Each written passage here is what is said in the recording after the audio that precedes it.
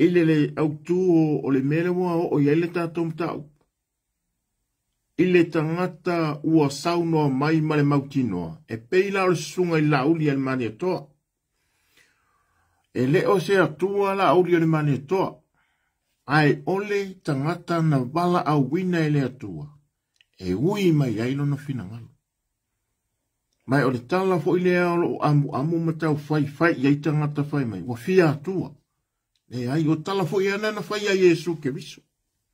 O kala fo inga ngaka loko leanga ma loko lea. O kala ia e kasi.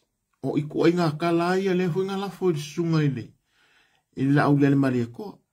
Fai mai e fia kua. E fia kua. Le ai. A kako wa ainga ile fe me ai. O le susunga ile la ile po ea. Ile susunga ia kui le epa. Ma le fionga ia fia mei. E leo in kangaka o mafuka mle atua. Kako ke maka kako aia kui kūmaanga. E sau ngoa mai lava. E faa mawalurunga. E ali mai lava ia lako kūmaanga. Lele kea ile akungu. O le la au le fai mai Yesu ho le fai akula uso. O le la au le maki. A fai mai le li paola. Ioi. E kukua ia le maki. E o fwelere ki kāngia. Wha kukua i per ki kāngia. E o la lua mariseko. Ngā ko ke loa. E pei fwoi la o kūmaanga fia me makuila epa. E leo ni tangata. E koe ango i le atunu. A wawa maku kua i la ua. Manga kua mai Samoa. O ka kukua a. E o lo le eituna. A maka loanga kaunga maua le upu le retire. Malo lo manu malo. E pei fo i o whaafea ngainga. E o lo i le kulanga le wa matua. A mata loana. Fesiringia. Le malosi ato toa le mafaufau. Lea e tūla i mai ala ia tatou whaafea ngainga. Wata ua i lato. Wa malo lo manu malo. E whape nā fo i la i te tonu al parimeni. E te tau o na iai se tu la fono i lumanga. Mole lumana i whai o lumana i o upu whai ala tunu. E ka kauanga whai se ku la fono. E whaata pula ai, ma wha malolo ai e ua matutua. Malanga ia wha inga ai le tunu. E le anga le mele o wha malolo se ua makua. E le anga. E kau fo yung kako wai a lofa i o kako kua ae o le palimengi. Ia po o le palo ka inga e ua makua ae fia o kong le palimengi. E le kau kako pape la palo ka ia ima ma whaile le malio le loko mfa malia le loko. O e o lo fia o le palimengi a ua makua. Ia au ia a whape ko fia au e sila ngalo le ri a o ki fia alu palimengi. Nga fia a koa alo wongo rima o malolo. Nga sa oa. E fia a koa fo alo wongo spuru o malolo. Nga sea. E le o koe fit inafu le mafaufau. So e se tangata soi fua lawa. E a maka mai ai le pepe se i o anga ongo spuru. E whaakapula a mai. E iai o ngā vaenga o le mafaufau e vai le lei. I longa malosi whaakapula.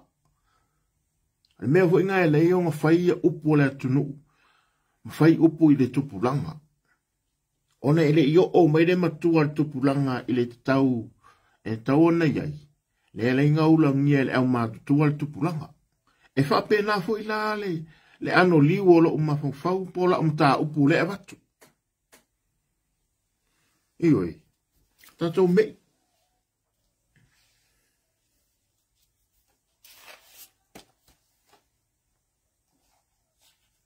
O le sua. A e fionga ia ai ongo. Ele eke loma. O lea wa iai le sule i kokongo le. O le whaamsinonga.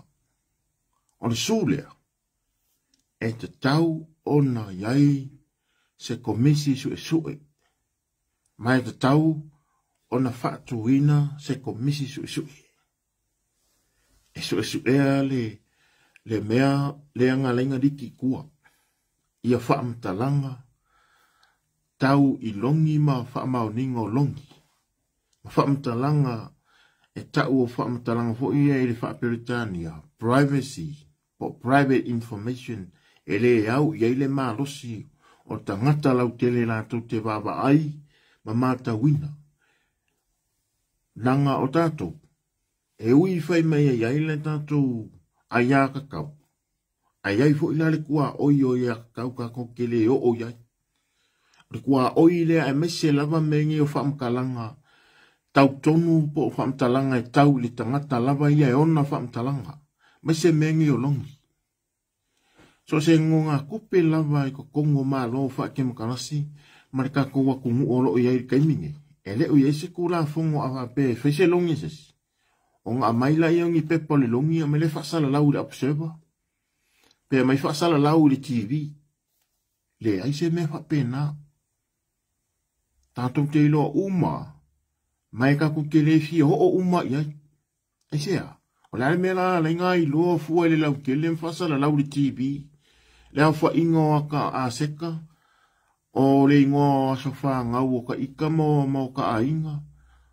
O le mea ka kengo fuai ma ka wha mau maunga nga o ka ika e au iai.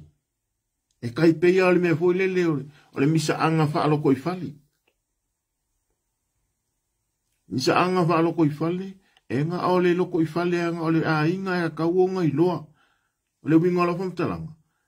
O mea ia na o misa anga ho ilele ele misa anga ka wai fusu po misa anga ho na nga ye misa anga o lae lilu ele o misa anga la nga misa anga ho ilele pe o upu kau fai o ponga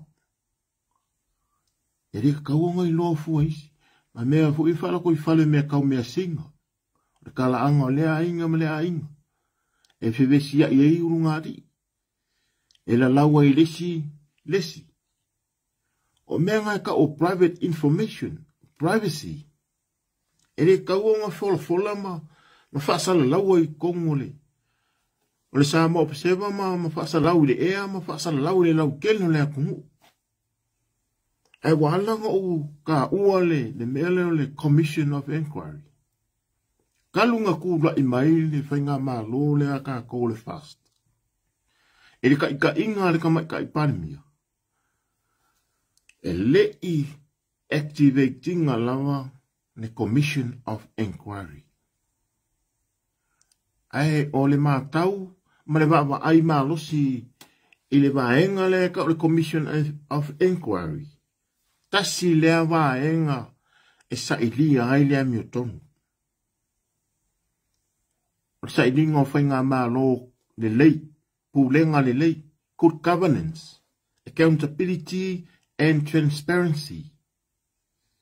E whawhea sa ili transparency man accountability tutongu o Samoa, kongo whainga mālo le lei, good governance.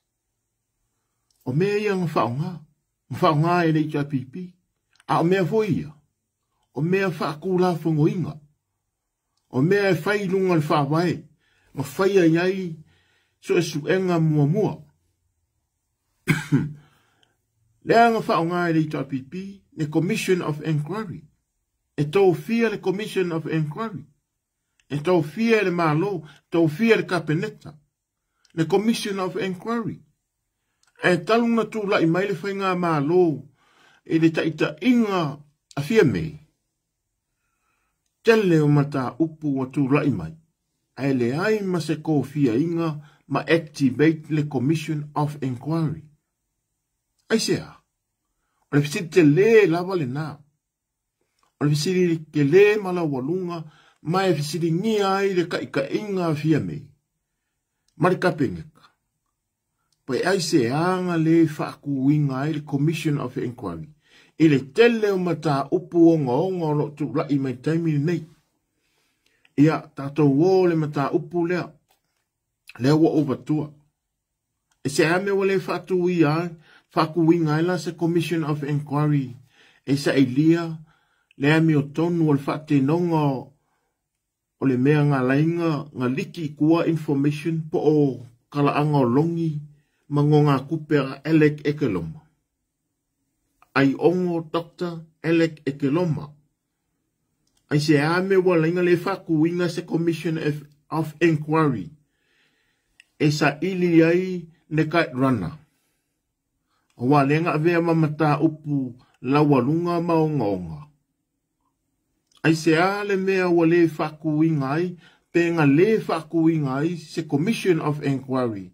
E sa ili ai le ame tonu ina ua onga le mata upu lea i le tamaititi fo i lea po le alo lea tunu lea na la vea o kuau.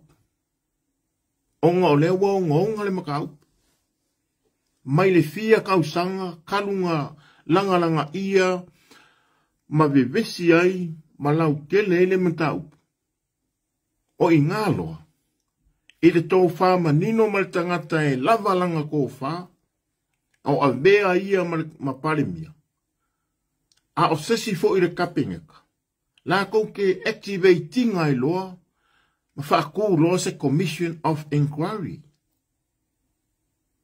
O mea na, o waenga ia la walunga, o mea o ngaonga, o mata upu o ngaonga, e a fia ai lea kungu. A fia ai whainga whaapolkiki, ma whasiringi ai lea miotonu. O le taimi fo le ngā. Activate ai loa le Commission of Inquiry. O le pisi ke le lava lale ngā o lea wadi ali mai ia Samoa e o mai le kaimingei o lea wa pisiringi ai le kaika inga a fia mei. Ai sea. O ngā lea ke le maka upu ese maonga onga. Ai le ai ma se ngai ngoinga a fia mei o whaia iai. Lai se ngai ngoinga le pare mia. I lalo le kaika inga le pare mia. O whaia iai. A o lea iai le mea ka le Commission of Inquiry. E ala ka ko wola i kua ka ke koe kepa. Tātou tui tepa i taimia tui la epa. Inga ua au mai wha asori kula fongo fanga. Lenga au mai wha asori kula fongo le na whanua. A o ka pekengi longo i Kingo Filipo. A o komisinga papari lo le ngese ngelu. O le ale menga fai. Masalo ele i loko ia ia kuila epa e whaaku se Commission of Inquiry. Ai i lau kilo malau wa ai. E iai se kasi o koa mangu sai ko kongo le kapengeka. Sa onga whaaku winga le Commission of Inquiry. O da winga la whamtalanga. Ona lela uka ngoe e wha ma oki aku ma oko aku waenga o le mea kupu. Ina ua lau manu ia ma wha maonia wa uru fale mai Samoa le au mai ngō whanga nga o mai e ngā whangua mai kukuila. I ngai uso i kukuila i le la hoi piko le whainga māloa Amerika Samoa. Nga iei se kasi o ri leo i kukuila. Nga whaaui mai se kingi pusa o whanga. Mama mori ange ma a mai lunga le wao le ngā whangua inga ua iei le ngā whangua ma kaula ai le ngā whangua i le wafu i pangpangu. A o a vea ai. Ia le li le komisinga nge o awapa au longo i Kingo Filipo. O ka pekengi ngai le ngā whangua. Sa ku ai la le kingi pusa le o whanga. I ko kongo le ngā whangua. Ma o mai ai le ngā whangua i lalo lava o le ka pekengi ngang a le li le o longo i Kingo Filipo. Nga o mai le ngā whangua i Makau. Sa alo fia ele ka pekengi. Longo i Kingo Filipo. Sa alo fia le official kiuki. Nga ave ai le kingi pusa le ikua. E au ngoa mase lokea pe o iai le maro si anga le official kiuki e sa ili ai po o a mea lai kokongu. e iai ila kou ngā la kou whaangungu mia le aso lea ngā kaungu mai ai le king pusa o whanga. Te o kele ila kou o le customs. O ila kou fu ila ia, o lo iai nisi o lo whainga ruenga lama e o mai le ngevei keng. Nisi ngā o ila kou e iai la male li i lea ngā o ka ua ila o live ka rua nei. Lea e ngā lulu e whaakasi ma le whaipule e swafa ia Wayne Fong. Lea la e iai la le kangakanga. Lea la a maka lava ngā o kau awakua. Maha whamakala kule a kungu. Mea lilo ma mea le whaamaongi. Olo o whaia fo i le ofisa o kiuki. Whauka o kou. Whai mai le whamakalanga. Ngā au mai whanga i kua. Lea ngā au mai e le vaa o le ngā whangua a o ka pe kengi. Le li o longo i Kingo Philip. Ma le whamakalanga. E le lo kea e le ofisa o kiuki. O mea ngā o mea whaapikoa. A le ngā whangua. E le o iai le malamalama le ofisa o kiuki. E whauka fo i o kou Samoa. Pe whai mai lava o le ao le malo e ongar kingipusa. Pe whai mai lava o le sui ao o le ao le malo po le pale mia e ongar kingipusa. There is no one above the law. Pe a mai lava kingipusa o kusi mai ele ingoa o sa kiu makiwa.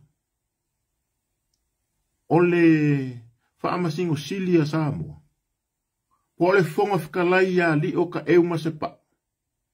Po ole pale mia fia menga o mina e kusi mai li kimpusa. Mai kukuila. E le alo fia lava. E le alo fia lava le shaki ale ofisa o kiuki. O mea ma whainga malo le lei. Good governance. Transparency and accountability. E pei o ngā lau I vilu wai sui o le pale menge makau so'o, makau. Makau so'o. O lau I vilu wai kuila epa sa ilele malene ngoi. O upu lama ia. Transparency and accountability. Ai o le alimengu. Nga wha wala mai lava whanga ia. I lalo le malo si anga le komisinga. O papa lii lo le ngese ngelu. Ia. Wa whao ngā le paua ma le malo si anga o le komisinga o leo. Papa lii lo le ngese ngelu. Papa lii lo le ngese ngelu. Kasi la le vaenga. E peionga o abakua ilunga ilisia o vino karuengi. Ile kele o le suafa lea o lo o afia I kokongu. O ke mangu lava yo a inga whaasa papari. Ai o lo o ali mai pea. Feso o ka inga vāvāla laka a ila kou o lo iai le suafa lea. Ile whaakawa lenga o mea ngi. Ele o suafa uma le suafa pari. Langa o le makua ko kere o pari sidi aku ngā profesa ma peila papari I John Taimalelangi. Kasi le papari I sili o ngale lei. Kele papari I le lei le iai. Papari I Hamilton. Papari I sili o ngā kūmo le atunu. Wae ke le ngā ruenga papari I Taimalelangi. John Taimalelangi. Le ngā koe whaari ali mai ai lunga ma langa mai lunga. Mea le anga umanga whaia e. Ele ming ska o wha masingonga le sai ai karuai o whaore sau. Ya, te I kako koe o mune wha mangingo mai le ngol whai pule nga. Kako pau, le rio kako pau. Whaore sa kako pau. Le nga makuari ali mai lunga whai ngā papari I le leile nga. Ele o whai yaku lala o whamatalanga. A mea whaasanga kau di swa whapari. Kulou la walanga yei o ainga sa papari. Ioe, ko kele o ainga I kongo sa papari. Ai la aka koe fo I mai lava le maka upurea. Whai mai le tala. Le wha mau winga I wha mau monga I o kau ma o maua mai.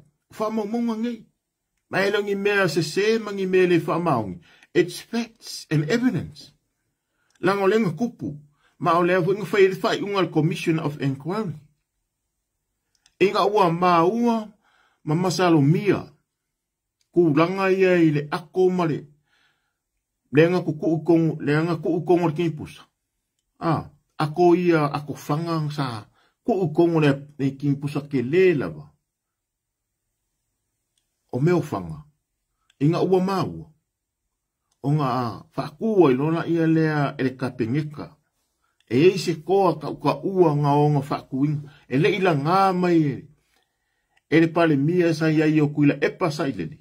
O ia e le i whaapea mai o ia le ala ngā pe whaapea mai ngā langa mai e kuila epa i kongo le pale mingi. Le kapengeka. E le o ia ngā langa le me ka apuna. E iai se mingi ska. O kapengeka ngonga langa le Commission of Inquiry. Lea langa whaakua i lo. Nga whakuinga i lo le Commission of Inquiry. Mawhesiri ngia i loa whanga ia nga au mai e longo i Kingo Filipo. Nga au mai nga whepāsia i mai 5 o leo a kukuila. Se kasi o li i rea nga whaakea ia le aso ngā ma le kaimi lava le ngā. Inga ua maua fo i leo kukuila i le mea pi o lea. Wha maunginga langa. Lea langa whailon so suenga. Inga ua whaile so suenga. Ua wha ngā solo so suenga. Ngā lua i lava so suenga ngai ua ngā. A mai lo mal whai unga so suenga. Whai unga lange so suenga le Commission of Inquiry me la kufuanga ngā ame ka pengeka. Ngā ame luma i le pare mia o kuila epa sai lele. Malanga ka pengeka le ngā vai kau. I le lua afe ma le valu. O le lua afe ma le valu sa kupu wai le melea. Ma sa whai ai lo le whai unga se mai kaimi o te se tema. Au kuso se tema. O se tema sa whai ai le whai unga. Sa au mai ai lo le Commission of Inquiry ma le lipoki ma le recommendation a le Commission of Inquiry. O le lako lipoki ngā au mai. Whai ngi morianga. E mori ai longo i Kingo Filipo. Mapapa li i lo le ngese ngeru. Whai ngi morianga. E mori ai longo i Kingo Filipo. Mapapa li i lo le ngese ngeru. Onga o leo wha maongia e su enga le Commission of Inquiry ma le la kousu su enga mau kuku ma ni poki ma mori mau kuku. E mongi ma wha maongi. O ila uangei nga au maia wha sori kula fongo, whanga wha sori kula fongo. I ko kongo Samoa. Lea nga ui mai ma ke enga e le su enga. Ma le fesiringi ai e le va enga o kiuki. Ai sa la ua ke enga ma le malosi. I lalo le malosi anga o le komisinga o papani i lo le ngese ngedu. Ia le mwhai o su e inga o whanga ngei. Lea langa au mai ange i whanga ma o mai kua. Ioi, whanga nga.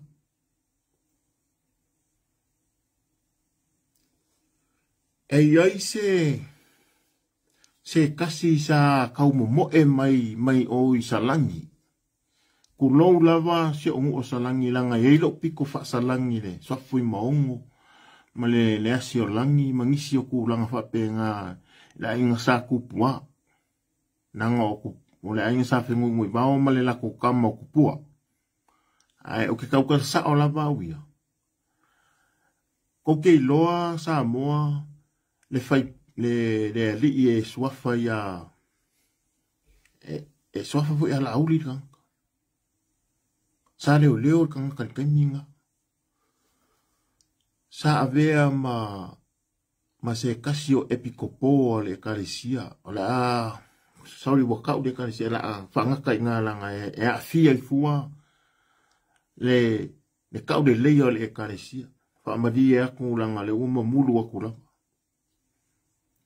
le wau whangaka i ngā o le kamalea o le kanka kongwa ngā ave e whanga ia Nisi o vai ngā pē, koru whawhanga ngā ame i ngā.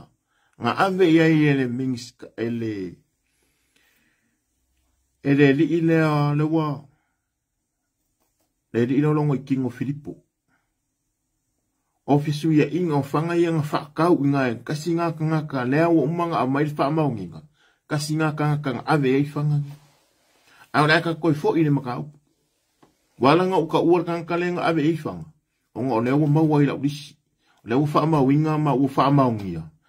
Ngisi o kangaka nga ave ei whanga nga. Lea nga whakau ia i longo I kingo ma pari ilo le ngese ngelu. Lela koe fo I mai I le kakomka upula. Inga ua avaku le recommendation po le whaukuanga le Commission of Inquiry. Ila kounga ko fia le ka penge ka whaesu su enga lea. O le whaukuanga lea. Ia whaingi morianga wha asori ku lafongo. E mo lia ai. Ia longo I King of Filipo. Ma le komisinga o leo leo. Papari ilo le ngese ngeru. Pae mangingo. Ako ke lo ala men ko pusamo. Ele ise men fai. Nga fa ala kua. Nga vidi gaia, nga piki ai lunga le telefon. Nga anu yeri fa ko ise nga ale li o longo King o maron ko rua le level po. Ko sa mo se ingo singa ki lea. Ko lo leva sa mo.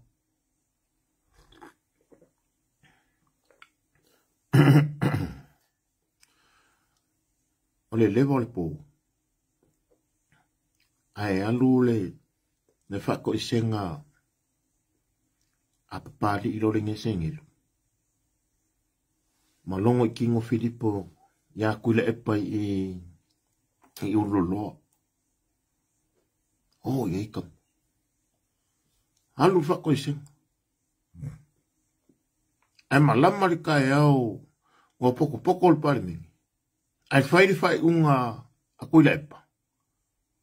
What Timote.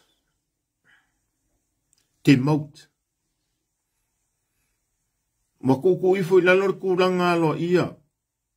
Wale koe avea lo ngese ngelu. Ia mafa mawaya ia malono ngese ngelu mailonga. Nala woi Amerika. A o fa fonga mai suli o lo ngese ngelu. Papali lo ngese ngelu. Malau sunga papali lo ngese ngelu. Ele alo o kalanga. Nanga o fau mui ngā po o fiu. Ele fefe kaukala I se mea sao ma se mea wha maongi. O le mafua anga fo inga ngalenga e sola ku Amerika. Ma e lafi ai. O ngā lau me valea wha asori ku la fongo le lenga fai. Ma o oe foi. E ke mori mau ia u wha makalanga I o fai aku. Ioi. Lewa ka umai e lua ngā po. Ia ka sila lea u a inga e wha ai uia ngā po. Pamuina, o le tene salani na no nofo male li leo le na o la audi. E leo se salani. Ua tau bale ai fua le no male tu malo. Yes. Ia.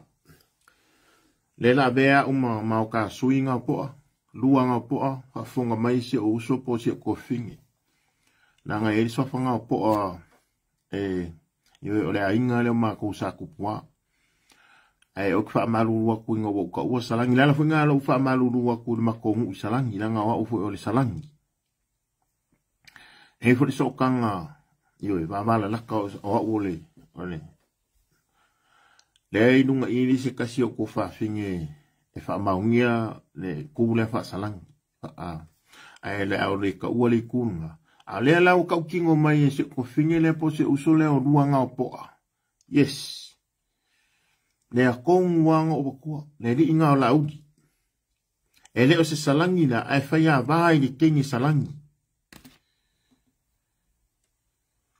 Whaia vai li kengi salangi. E ngongofo ma le uso o I ua akua. O le fingi o I ua akua. O le uso o I ua akua. Se kasi o a uoro o swafa I le swafa lea fui maongo. Se kasi wa wo makangkoro ainga. Swafa ya fui maongo I o akua. Po kalor maangau. O ia ngai onga le fingere ngo fo le ula le ngo ya la auli. Ele o la auli ya le mani e toa. Awang nge I mix pe kufa kasia ya. Ya ngofa mo le mole samo. Ale kangaka la nga. O le leo leo ngai ngo ya la auli. Leanga kau o so mai fa pe sau de fast. Ne ye le kenge leanga la fa apori uli leanga ngofum fa malos. Leanga moria I karua ngei se mea kausanga luafe male lua. Luafe lua ngai luafe lua ko. Leanga dia lima ile maka upunga. Leanga moria ile ni leo la uli dea. Ele leo dea. Lea saka wa mai le whainga pa loka karuai luafe lua kasi. Saka wa mai kangkale dalo le fua ale kako fast. O le li kong wala nga. Kasilanga fa maunginga. E wha marurua kurka kongu salang. E le o ka ua o wha pea o koue onga na sori kuna fongo le ai walanga ka onga. Inga ia wha maungia le mea le sa whaiawa iri kangaka le ngo ia la uli. O le kangaka le anga lea. Ai le o la uli. Ese le la uli ale mani toa ko lou lava le ri whaipure. Onga koe o mai lola ia le ia lole ngese ngelu. Ma le ri lea. Ti mauts loa ma. Ne koe whainga luenga I loa le komisinga o leo o wha mawai. Ai sui mai loa I le komisinga faulenga iai. Pei au wha wa o lino mai awa fau. Kai o alonga sui mai ai. O ule mai loa. Ai ole au kua maleanga. Ole di a leo. Lango le wha maungia. Ole di la leo o lolo ngesu. Oyo. Ole di la leo. O longo I King of Philip.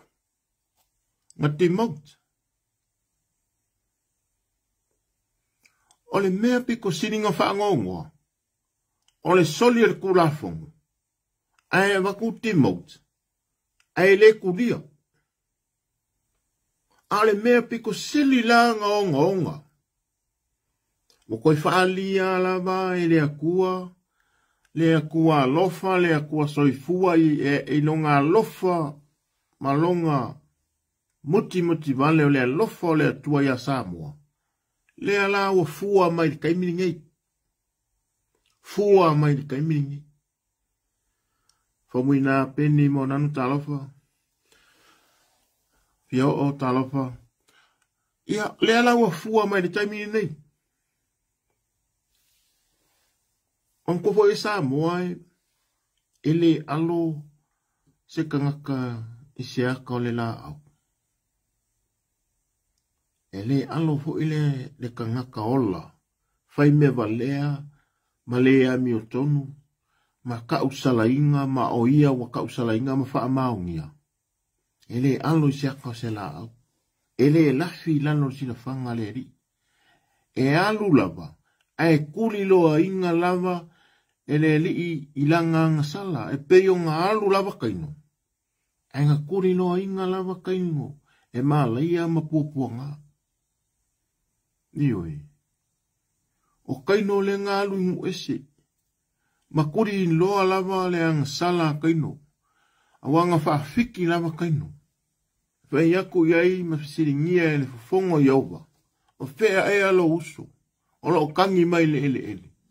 O longa koko masaa. Anga whaafiki lava le li o kaino. Ioi. E o fo ila ile mele. Ele o le ala nga ma le fisiringia lava le nga le akungu o le ngungulu ma le kulai me o ngei mea kekele le akungu. Ele o le ki lea ma le mea lea e fisiringia i ele atunu. Le mau o le ami o tonu. I le kele o sori ngā kula fongo o lo o whaakingo inga leo leo. O lo o whaia ai mea leo leo. Ma le corrupt ke leo leo. Ma kauleanga inga i maisi leo leo. Isi uso maisi kua whawhini. Ua makua I papala le maka upu kau leo leo. A o leo leo. Ono ka ko marua papa lea o malu le malo. E waku ia lea kungu e mo lia isi ka sori kula fongo. Au lea waku lea kungu e mo lia isi ka sori kula fongo.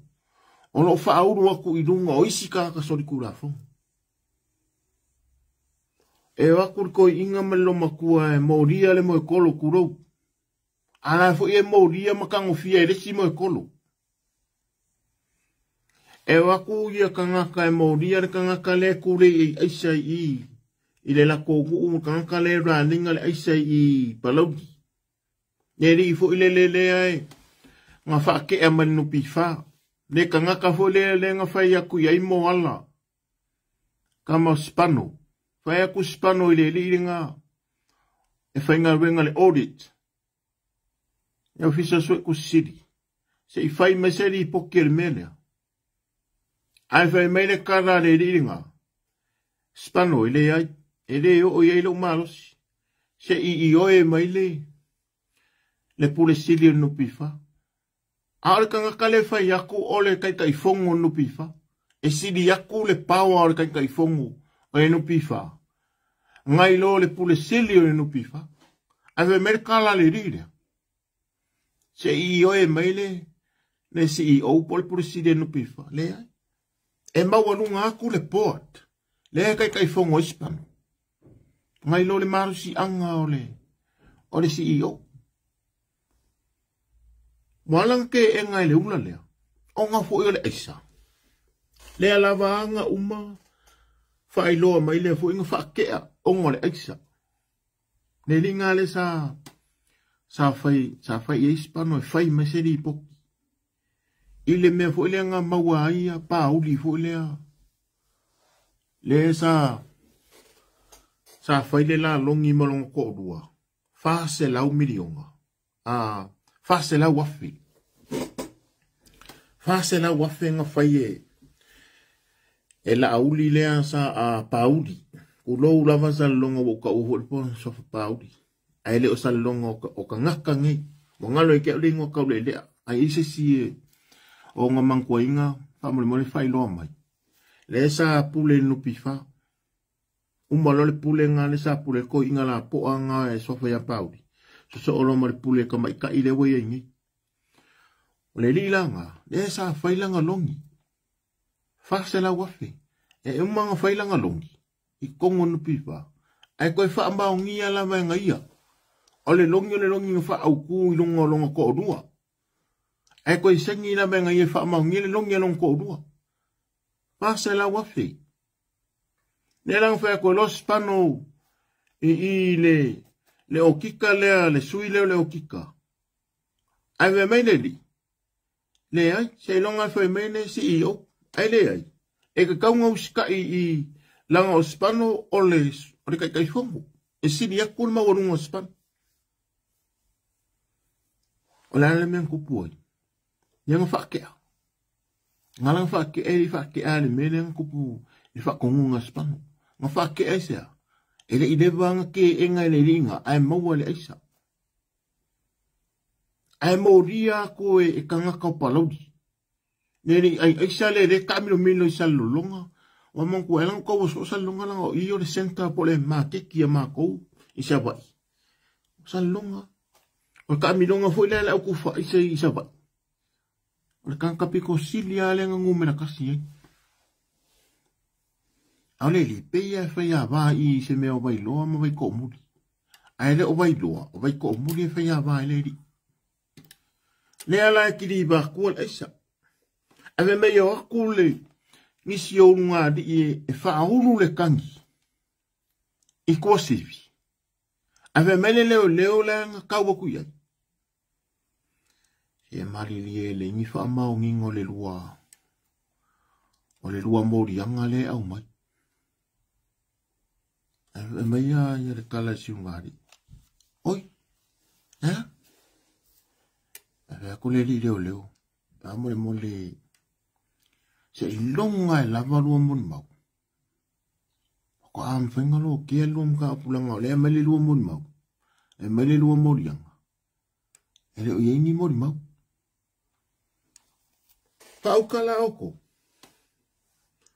O le kangaka lea ka ungu ua ku iele, le morianga e wha aulu le kangaka lea, le li ilea lea ngā uwhaya kung wha ke a mai no piwha. Wa o le ringa lea waku le ia le aisanga isa wai. Sa wai a kou wa ai le kangaka lea sa wha ke a. Ea le ingol kangaka ingo ia Esekia. Ki o koe asia simun muleanga o kākou. O le kele o kākou su enga e mo e le kami. Ale ama kua la umama e ai runga. Ave mai la le kala le leo le si runga li ine nga wha au lo kula kōkang. Le au le ka ua le ingo le runga li. Ave mai le leo le. Wha amali e aku i lua sunga. E le karia inga le lua morianga. Langa e le ni mori mak. He lo le mafuanga ngaringa ke inga le leo. O le leo hoi lea. Leo e ku regi hoi. O le kama kongwa Esekia le leo. Ioi. Kama kongwa Esekia le. O kau wha au kala ke leo le au.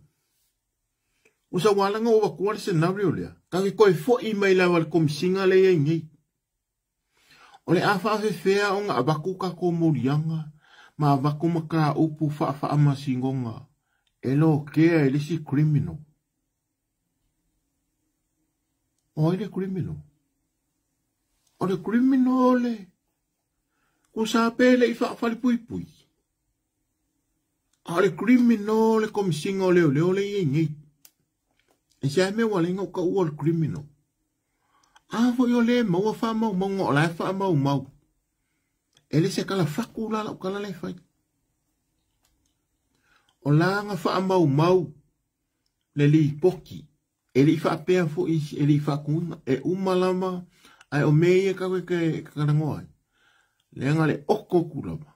Ai wha ka akia mea kuku ama mea fo ia wha mau. Ale ua oko aku mea mongi. Usa le kau karangoi mea mongi mana mea wha maongi. Ai whikari kongu foi. Nanga ia e le whikari kongu. Kango le kuku i foi.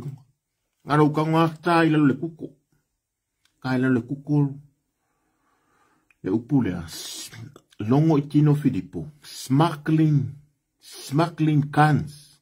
From American Samoa. E kango loa. Tap lo male. Male mea la poko nga ia i o le wha aka, o le microscope. Le wha ilonga microscope nga ilunga le kuku. Ai, pe tinga, ai, te pinga, pe so e loo. Punga mai lo mwha mkalanga i le kwhea kua. Ke ua i se si e whape, se na ngol kankale, kaukara pe pelo mai. Nā e kua kere voi kankai e ko mingi mai e makua, ale makua pe pelo, whae mai, whae mai wa oke pelo. Ai langa le whea ma, whai ana ma waku, kasi ngā linki, ka ngola e ka. Ka e lalo, o e lea e ke whisiri ngia ma e ka ususu, e ala u loa mara waka mai, ka ngola e ka, le mea ngai maua mai lo waka mai. Kuso le ka mai ne kia, ki le usea ka mai sesi, le ka mai mai lea kua. Langa whea mele upoleri, e whaanga nga inga ka ma vale. E ui mai ai longa whinga ngalo, mo le lalo langi. Mo le labe inga o longa lalo langi. Mo lave ingal fo fanga le kua. Nga whaia le kua. E le mwhai fuilanga ku ua ungo inga le kua. O a wala e whaia le kua. A wainga i ku ura fo ia langa whangau. A wala la ia. A wala maianga au onga vai. Au onga whakau wa a peo au. Au onga au leanga wa ole mele lau mai eo kanka. Meo ke au leanga. Mai o le maunki. Mai o ke whaabare balea. Mai o ke pukanga ele. Kwa i lau mai lava. Pule lava oe ua lewa. O au kou marenga lau lau wale ia kuila epa. O aila le lima kausanga. O lau wale mea kanga karule merenga. Ale ua umanga sewe lau wasalanga. O uma. Sa roka ilo uwa e mea ka ule le kefiu. Mea ua mea la poko wapea. Sa roka ilo uwa e 24/7. Sundua masinga. Umale si sulu masinga, koi kuli ni si. Pa wale me nga ke enga ingi, wha masingo ingi, ya. Ke enga ro murianga, ke enga leo, o nga e malo si ra ulo ia. Mari si mea, ele mpenga nga saufua le malo si anga o kula fonga sa mo ingi. O mea nga ringa ke enga ele se jurisdiction na, asa mo e malosi mai fa pe o mai ngai longa malosi kula ai paula vale me langa lenga fa kingo ingi o upu e lua o upu e kasi o le upu e kasi nga lenga fa ka nga mama wa ile le fa salanga nga o serving o le fa maka langa nga fa maka ua le li pare mio ku le pa mama ko o fa maka ua na kau fa siuka ngaka ya esa failunga i se me le mokingoa mai le fuafua inga le ka sa ia ilo uroko ngon vai ken kongwa nga pule le ola si wakali ai ya ke a umala o su enga e umalo ola kuisa mo e fai su enga le meanga e pule le ola ma fasio kia e kua ngangi o long kinga ai nga woki ka mai kiki wa mangu ala mai ai o ku ye le la au le nguku kai mi nga ngoki ka mai kiki nga ngofu ka o ka mai ki nga long ku nga mau ai la ku ngangele o ki nga ka mai na ku mongo ka foi mongo ye le la au e fa alu ko ngo inga ie fa lafi mai ele maka e nga makua i maunga le wale ungo o le kua se wakari. Ai a wako ngei la o karusanga i le komisinga leo leo. Ai ke enga le komisinga. A o si kamala o le aso kongwanga a maka mai inga mama sangi masi leo leo o perite peni a minga perite. O inga kongu lava, o le su engo le maliu, o lo uakari. O inga kongu anga amaka, nga mama sangi mai ai, maleri leo, le sunga ya peni a mina pelite. O le su enga peni a mina nga fai savai. Nga maa uai. E ungo oa a kor kingo lo uakari. Nga sasa i le amo, sasa mrefaka ua. Ai waku leo e fia o ike ngeki o le a inga lea. O leo ka akua fu ile le sa waku le ka isi. E le iloa fai ni fesiri suesue. E le iloa fai me ka le strategic sa mind fu ile le e questioning na ima fai me ka investigation. O waku fa pa fanga le fai ngale maka upu mai male lako i minimal lako li poki ya longo i kingo Filipo. Kilo ange longo i kingo Filipo ili fai uor kama kikire mariu o wa ulai fai uye le liwange a longo i kingo sangi malfa maunginga o kama kikinga pule leola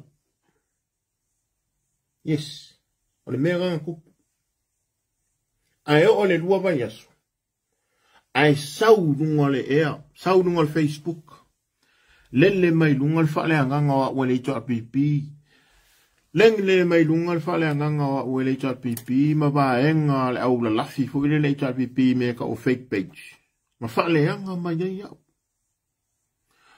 ko wa yo ko le maka ki o me o ngonga o lo wa ka di ine mariu o lo wa ka li le anga a wa kele le me o le anga le o kia wa o ka ma o le ka mai kiki e loko o kele fia o kele ko fia ka wa kele awa a fai o so wakari i lea. Ao e mai mo mai o so wakari. Ao e mai mo mai o sau kamakama. E wha ngau ilo mga. Nā se mea o iawe. O le mea piko siringa o ngonga ma o onga. O le oki o se okari. Ai fai le a wala palapala e wha upuinga i le oki fai mai o pule le ola. Onga le kau mimi longa le mi o kongu lea. Onga le ika ia ke a uma ufa upunga e waku ilunga lenga. Whaasanga kau le kamaloa lea longa i Kingo Filipo. O ke whaasanga kau pe iai. E le se whaasanga kau a meo le a whaise maa kaua. Ne ai. O ke le fia kau ingi whanga, mangi ngaifi, mangi sa pelu kulou le ku. Ne ai. Le ala wao ke langalanga le mi tonu le ale atua. E ala i me valea lo e whaia. E ala i lo kulai mai e vea o e ma komisinga o leo leo. Longo I kingo Filipo. E makua e sori kula fongu. Se mea lenga ufa ki sori kula fongu. Onga fo ila o le ari ari mai fo I ya mionga leo leo. Lo ngofo mari diu le mori mau. E avea ma mori mau se ma faa mau ngefa mai wa. Pule leo la. Leo la mori leo ye fia mori anga isapa. Ye waku leo ngari. E moria e sekia le ka milu mal fa ka wingo le ai vai loa ma I ko muri. Le senta I salonga le maki ki salonga. Ai fai ai lau fa makalanga. Ai fai e fa makalanga le leo lea. E le lava mori mau. A le mori mau ka ngaka. Mori mau le ko akele o ka maiki o le mako. A inga le salonga. E ilo wa inga salonga le mori mau. E wera wa inga I salavalu ko akele ho. Le mori mau wai. Le wenga mauria mai ai le ave pasi.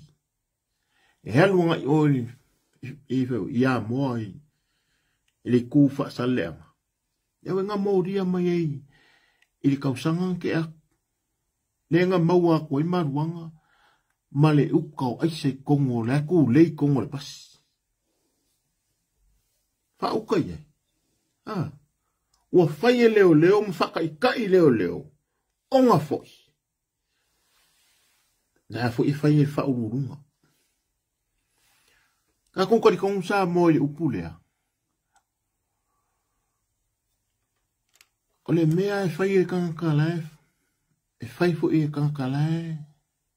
Iwe, langa e sete kankalae I lunga e fa ururu ele. Le bad example. The good example. Wai lua mea bad example, good example. A fai oe mwhaururunga o se kampangi, o se whaalapukonga. You set good examples so that everyone can follow you. Ele kau uskai ka ngakai e kulafongo. Ele whawhenga ka whenga muri ka ngakai e kulafongo. Pe ale lei onga set yourself as an example.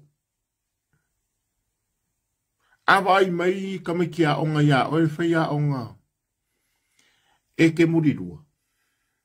Ewa pe ngā winga murirua kamikia onga. Maranga lewa ai mele ke whaia I lumo lako. Me ngai lenga whaasal me rele o le kisi o whaia onga I lumo kamikia onga. Oi ole. Wa ise ngofoanga whaongari e whaia. Me ngai lenga lewa ai e kamikia onga kulanga nga. Onga for your example, teachers are the good examples for students. Police commissioner and commissioner rank are the good examples for the Department of Police, for the Ministry of Police, for police women and policemen. Commissioner and the commissioner rank are the good examples of the Ministry of Police, both policemen and policewomen. Al kom singo leo, male ba singo commissioner rank. La ko ke faya whaka ka inga lei. Molea. Mole ma malu le makanga ruenga leo. Ia lii makamaika I leo. O ila kou e yaile mea kau the good examples. Ola o avea la kou ma leo. Baubarurunga. La kou ke whaia au wala mangingo au wala maala malama. Au wala e kusa ai ma le kula fongo o le malo kuko kasi Samoa. E kau ka kala fo I upu. Kala fea ngai ma le kula fongo. Upu whaaloalo, upu amanga ia. Ma muri umai I ku maanga whaakula fongo. A le ale whaangongoanga o lo kula I mai. E lema whai o ngā muri leo la iki ma leo fou. A ngā I le whaakumukumunga makau la I o la kou maka le whaakumukumunga. O le malu o le malo e ala le komisinga. Onga fo yo komisinga o lo yai le malaya mai le akua. O le ale mala ia mai le kua. E le wha masingo e au. Ai ua wha maungia e le Commission of Inquiry. Na e au mai wha asori kura fongo whanga i kokongu o le akungu. Ioi. Nga e au mai wha asori kura fongo whanga mai Amerika Samoa. I le wō mamai a papali i lo le ngese ngelu. Nga ko ifo le ako whanga, ko ukongo le kimpusa. Au mai le kimpusa, sau kimpusa, sau i kua. Ele i o ele malo si anga le official kiuke. E whaine la ko makakama le ngā ruenga official kiuke. Ele i o hai. Ei sea. Nga whao ngā i ngā le paua ma le malo si anga le komisinga le lo le ngese ngelu. E pai pāsa mai eiri kura fongo. O ngā apāwa ilola ia lea o rua malongo i kingo. O rua lo le ngese ngelu malongo i kingo Filipu. Ngā rua apāwa ta loa. I ngā ua pai pas, i ngā ua au mai, i ngā ua pasi mai. Le pusa whanga, ma le ako whanga le sai kongo le pusa rea. E au ngoa, ma le sia kinga. O lala le wha mau ngingo la ukala. A le ngā whaere so esu enga ma le Commission of Inquiry. Ngā whaere so esu enga. E li wha pere i whaia. E le o se kale whaku fo i a whiu. Ne hai senga. Sa whaere so esu enga. O le ale resort so esu enga. Ngā wha mau ngia ai. Le lua au mai a wha asori kula fongo whanga i kongo Samoa. Kako pasi.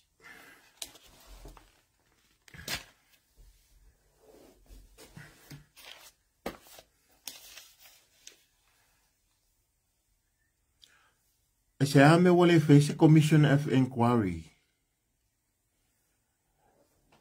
Ia li I male mangu alofa ko au. Male mongi ai. Inga ua so esu enga, inga ua faile so esu enga. Inga ua fesiri ngia, le ongo sfurfiko milionga. O kupe ua longi pa ua whaamaku ua kuela I ngonga kupe. A pisi ngisi fo ila lea ko maoki kongo Samoa. Aenga whaiala ko karusanga. Le karusanga nga e au fia ai. Ma le karusanga ale fionga ia ai ongo. Dr. Alec Ekeloma. O karusanga nge. E whaisike ke leo kupe nga ave e kua ma unge e kua e whawhainga ruenga ai, e maua mai ai, kupe whasili, kupe fau, kupe siri aku nga whawhainga ruenga lea e maua mai ai evidence. Lea ma sanga kufa aku, a nga I sui sauwhanga. A e olo kongi lako sauwhanga I nupi wha. A whai mai le wha maunginga, wa umanga maua, ma ua wha maungia. Ile mwhai ai o ngā liki I kua wha maunga a ai ongo Alec Ekeloma. O ainga liki ai, wa umanga wha maungia mai ila ua ngā liki I kua wha maunginga. O ai. O le kaika I fongo le komiki wha pāle menge o kupe. O ai le kaika I fongo. O le fionga I ka mai ka I sulpa senge ia li ima le mangu alofa ko au. O ia o le kai fongo le kaimi lea. O ia sa whaia le whakongunga. I le li I lea e whainga ruenga I o le IT. Lea e whainga ruenga nupi wha. Alu noa le li I lea ngake access wa o ia le IT. O ia access I wha mkalanga mwha maumaunga. Alu lo print out mai kua wha maumaunga. O kupe ia ma wha nginga ma wha makalanga e winga le ongo sufiku milionga lea. Lea wango ngō wha unge. Wha longi. I kua. Wha whainga ruenga aku kupe ia koe maua maisi kupe fau. Wha makalanga la ia. Lea e au fia ai.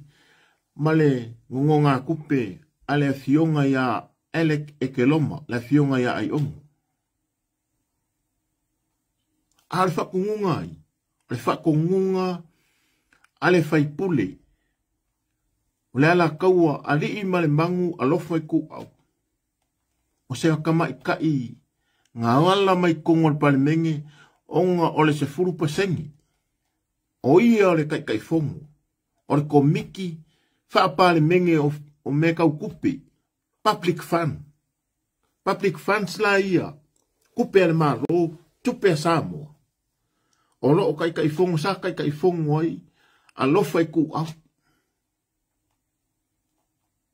Ali ima le mangu alofa I ku au. Sa kai kai fongu ai. Sa iai malesi sui o le HRPP sa iai kongu leanga vava alua, leanga cooperate, leanga affiliate. Upu ia lua. There was another member of parliament from the HRPP named Leala Ilepule Rimoni Ayafi. He was also affiliated. He was also cooperated. Ile whaingo le move lea. Inga ia mawhai o ngā sau kua whaamkalanga ia. Mawha maunga I o longi. Lea la e au fi ai ma le morianga lea lea. Lea la ngā le whaakupu mai o le morianga lea lenga whaasau I news karua I ngei lawa. Ia yang wali o le kausanga ngei. Lea ngā autu mai ai kua. Se kasi o kako kalafou. Whaamaungi ai. Ua whaaulu e le fionga ia ai ongo elek eke loma. Le morianga e whaasanga I le Samoa Observer. Masui o le nupi whaanga la kou a vea whaamakalanga ia I kua. Whaamakalanga private. I lalo le Privacy Act. E pui pui ai I la kou e whaamakalanga kaulongi. I kukongo nupi wha. A le fisiri muri muni la le kau a waku ilo umafau. Ine fionga ka mai ka I pale mia. Malanga ka pengeka le ma malu kusa meme. Ai se ala me wale whai se Commission of Inquiry. I kuranga wha pengei. Awa anga whai se Commission of Inquiry. Mangua mwhai ai onga ka fiofi le kura I mai pea longa winga. E wha kupula ia pea. Onga e leo a fea. E leo a manga ia le sori kura fongo. Longa winga. Ko ngā mea nga le la kupu. I ko kongu lava o kaka whainga ruenga le malo. O le a whai ai pea. Whai ai pea. Whai ai pea. Alvisiri. O ai e o e lau e whalpui pui. A o ai e whasawinga. Lea la e sa o I lava le kui a kupea o kou e le malo. I mean e ka ngaka lau kele o le atunu. Ne le fea. O lea kou ke pepese lava le kasi. Transparency and accountability. Pepese le kai e kasi pea o inga kou o mai e whaasufi lea kungu inga ia pāloka mo o kou. Ia. Ko mai whako kuanga o le amako o e vea ia. Vea lo leo, vea mwhai pule whai masui o le I kumalo. Ia ko mai fole le kam whai e milo ko la fongu. E o mai whanga le inko pāloka e whaia. O ngai alu fole o e fia me whaase sei. Wa a mea le vai o ngai ko I inga. Ma ngai lo maa kukua. Ma ka ngaka e whaia le ngu. Ne whakaukanga whakili ma kui maunga. Ea male mamalu le whale akua. Wa ela ku e fia me whaia whakili ma kui maunga. Wa kura whai upu ia e whaia upu o. La inga salva alasi. A le whale uporu. O le whale akua. A ela ua lunga lava upu. I kura whai upu nge e lua. Whakili ma kui maunga. Ia ara kula fia me whaia whakili ma kui maunga. Wa ia whai fongo ka kongu. Kau sisi pēr ka kou pāloka e leise pāloka. O le kūranga ngā. O le proses whamakai. A le proses mongi ma le whamaongi. Pe a whai e kau pēr le upulea. Transparency and accountability. Whai ngā mālo le lei, whai ngā mālo whakem kalasi. Whamangingo me uma. Mamā me uma. Kilia me uma. Le loko mamā. loko sao. Se loko sao le mele o le wha ala kua. E wha awala mai makai, whai mai ua finga ngalo loko whanga. Ia, o le kama ika i lea fionga le sao wha apiko le a whainge i makako. Le aku mau pea le eo se pa loka langa le wha kua inga sao wha apiko. O le siri. Wa kala ngoa ua fesiri le lufurukasi. Wa umanga wha aku la fongo inga le lufurukasi, lufurulua lufurukoru, kusa pele i makai. A o lea waku le pa loka i kua, a whai mei ua whai pa loka ua finga ngalo, ere ku le ku malo, le aisenga. Ele o se mea mongi mal wha maongi ngai lumar si te whanga lea kua. O lea lea o ngā o kuspa ia. O lea lea o ngā o whakawhai kaulanga, ma whare sae keli. O le oku kū kongo se nguu ma se ku malo. Ai whaingi au wala wha api o pio so la kou kai. O se sui whai pule. O lea lea o ngā e kuku wai whare sae keli ko kongo o le pā. Isi ufanga le pā a ufanga. Ai le o la unga, e le o so swangi le au aunga le akua. E whai lea mi o kongu e ala ilanga mā moi. Nea lea o ngā o le whaiwhe au o lo o ngofu i kongo lo kufanga. Pe a e le la unga ku sa o ia fia me, whai le mea mi o tonu. Le mea mi o tonu, folo le kula fongu. Muli le kula fongu whai ngā pāloka. Whai mei a kula fongu whai ngā pāloka. Whai lau pāloka. A manga ia le ia kakau. Lua kasi, lua koru. Kusa pele i makai. Inga ia ma whai o ngā maua mai le whamaongi. Maua mai whai ngā mālo le lei e pei o ngā lau i milu mai. Sui o le pāle menge mwhai mai. Transparency and accountability. Good governance. Waki ngā karinga. Waki ngā karinga le akungu. E le lau so o mai ngei upu. Ai solo mua ye kai. Solo mua i kai o le akungu. Solo mua ia kui la epa sa i lele malie le ngaoi. Solo mua i le pale mia kusa meme. E suafa ia fia me. Suafa ia fia me ngā omi. E lau so o le upu lea. Transparency and accountability, good governance. E ale voi anga kula i mai. Waki ngā ka linga o lea kungu. E lau mai whai mai le rule of the law. O le rule of law. Rule of law. Se i malea. Wa ngeila. Te whaai ai a wakul whakongunga ri i male mangu. A lofai ku au mani i mongi.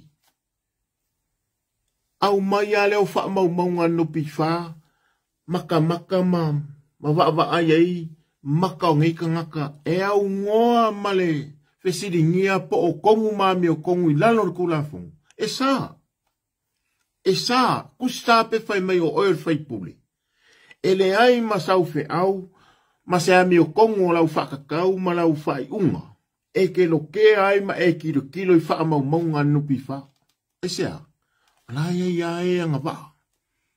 Ngalang kofi ka ngaka anga wha nupi wha ma le port. Ane nupi wha. E la ko ngā maka whai oi. Pau le ko me whai. Pesiri ngia. Po o pālengi. Le wha maunga ia ma whai unga sa whai. Ko ke fesiri ngia. Ko ke kilo ia e ma whiko unga i le kou wha ma le whaukanga. Silly numbers. Calculate. Percentage. Tank. Sink. Or whatever scientific mathematics. Calculate te ko figures. And then, pako avelula ia le Commission of Inquiry. Wale meanga. A yengi kulanga fesiri ngia. E le komiki whaapare menge o kupe neka o le komiki la ko ke wa e le public funds. O le kou kiu ke whai. O ke awe le fau kuanga le pare menge. O ngā mai lole le palmengi se me o lae o pūm whale ko. Siringia lor commission faise komiki al palmengi. Komiki su al palmengi. Wai ese foi komiki su al palmengi. Ese le commission of inquiry. O le commission of inquiry. O le mea ngai whaku o le palmia marka pengeka. A le komiki su al palmengi. O le mea ngai whaku e le palmengi ma le fonga whakalai. E kofu waenga ngai o pila sa malo. Malako komiki su e. E ei foi komiki su e whaapikoa. Ale whaamsingo city. Ma le office of whaamsingo. Pe akura e mengi mea whaapea. E whesiringi ai. Whesiringi ai lea meo kongo unga whaamasingo nga. E ei foi. A o kongo le pale mengi. E iai foi. Ale masango whaaku. Lenga moria i kule epa. Lenga whaiele moria nga kule epa ma lea lai pule li mongi eia. Lenga whaakingo e kuala i o sefo pongi whasio. Nga whaaku. Lenga polo i alor komiki whaapane menge. E liu alo le alo lupe. Liu i kou whaamar whaukanga i li poki lea nga li poki a kuai. Ia winga o kuila epa ma nara le mongi le nga whaiti whaamsingonga. E winga umar whaamsingonga le se sala. E nga ave lava i komiki whaapane menge. Lilo ilo pe sori kula fongo. Pe wa soli yai mar kula fongo. Kawa loa al palmengi. Ulanga le loko wha maun. Kau konga le loto wha maun. I lana o le standing order. Au i la le whenga le malu. Ono le pale mia le ko wha ma le whaukanga. Ono le pale mia malang kapingeka. O le kapingeka po le cabinet. O la kou i o mingska o le kapingeka. O la kou. E kaunga whaku winga le commission of inquiry.